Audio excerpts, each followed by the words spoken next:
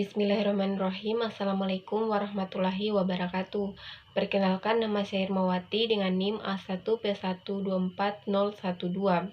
Pada kesempatan kali ini saya akan mempresentasikan hasil PowerPoint saya dengan mata kuliah Geomorfologi Umum.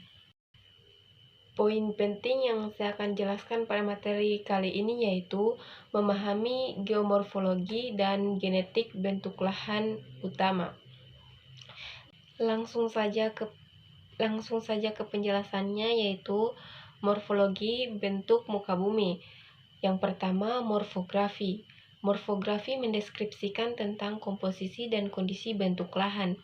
Morfografi bertujuan memberikan pemahaman visual dan deskripsi tentang berbagai tipe lahan yang terbentuk akibat proses alami, seperti pelapukan, erosi, deposisi, atau aktivitas tektonik.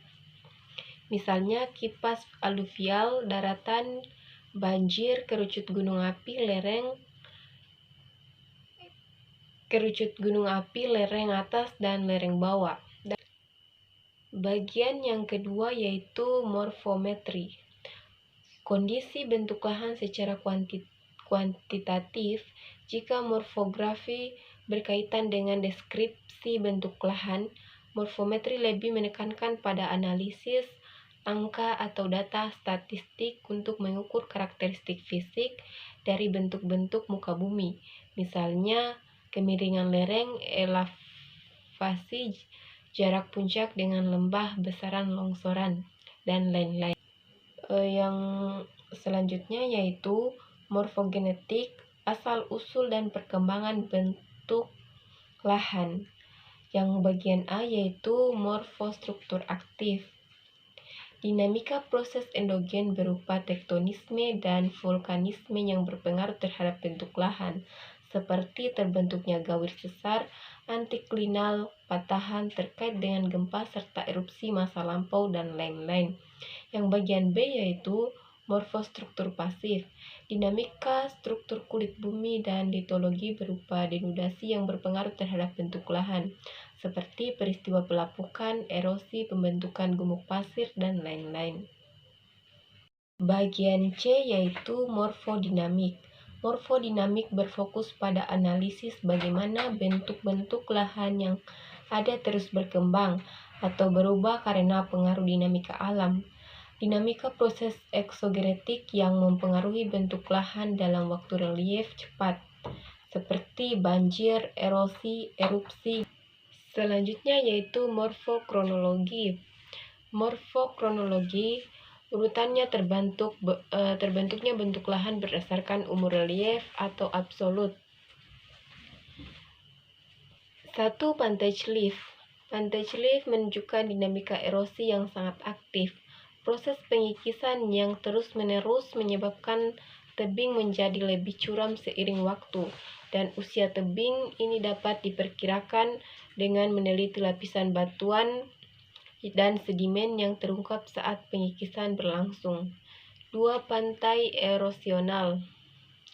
Pantai erosional dipelajari untuk meninjau laju erosi, sejarah perubahan garis pantai, serta usia tebing atau daratan yang terkikis.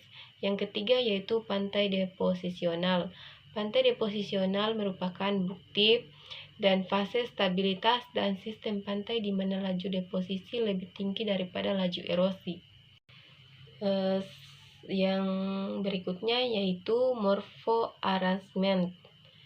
Morpho-arrangement hubungan antara bentuk lahan yang satu dengan yang lainnya secara kontekstual dalam susunan ke ruangan serta ke lingkungan dan berkaitan dengan proses-proses geomorfik.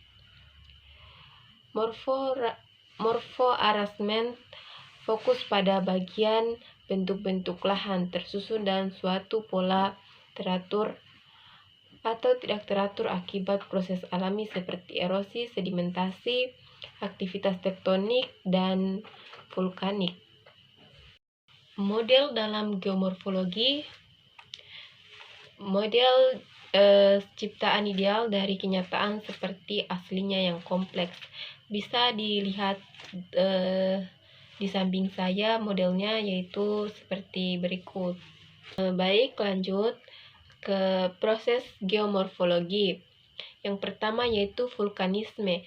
Vulkanisme adalah proses geomorfologi yang berkaitan dengan aktivitas gunung berapi dan keluarnya magma dari dalam bumi ke permukaan.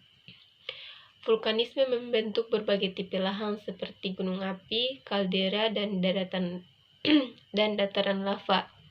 Yang kedua yaitu diastropisme. Diastropisme adalah proses geomorfologi yang mencangkup deformasi kerak bumi akibat geotektonik. Proses ini menyebabkan pembentukan berbagai bentuk lahan seperti pegunungan, patahan, lipatan. Proses geomorfologi bisa disaksikan seperti gambar berikut ini.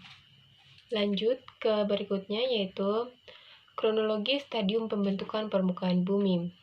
Perkembangan bentang alam dapat dibagi menjadi beberapa stadium atau tahapan yang mencerminkan perubahan dalam bentuk dan struktur permukaan bumi seiring waktu.